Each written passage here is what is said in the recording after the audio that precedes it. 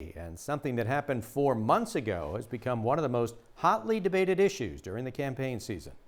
In my heart of hearts, I really didn't think that this would happen. Though the decision was anticipated, Eve Krief says she was still stunned and disappointed by the Supreme Court's ruling that now allows each state to decide whether abortion should be legal. What we do in our society should always benefit the health and well-being of our individuals, and banning abortion does not do that. It does the opposite. Following the Supreme Court decision in June, there was an uptick in women registering to vote, especially young women.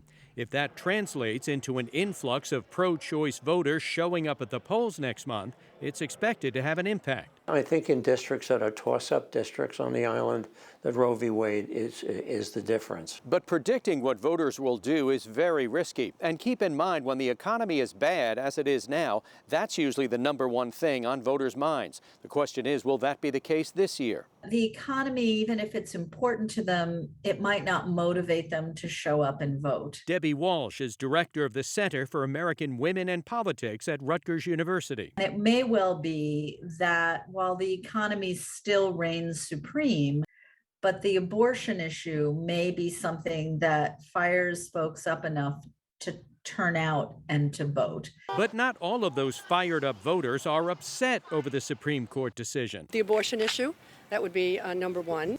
Joellen Spellman of Lake Ronkonkoma says she's coming out Election Day to support pro-life candidates and says she applauded the Supreme Court decision. No, I'm very pleased with that.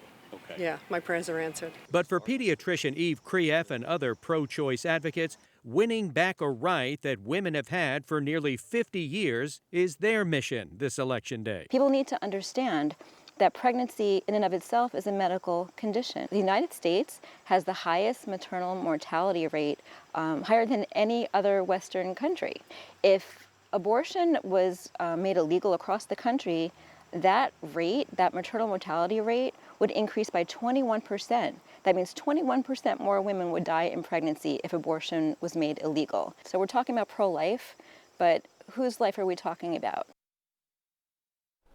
But a recent New York Times Siena College poll found that 26% of voters said the economy was the single most important issue facing the country right now, compared with 5% who said abortion.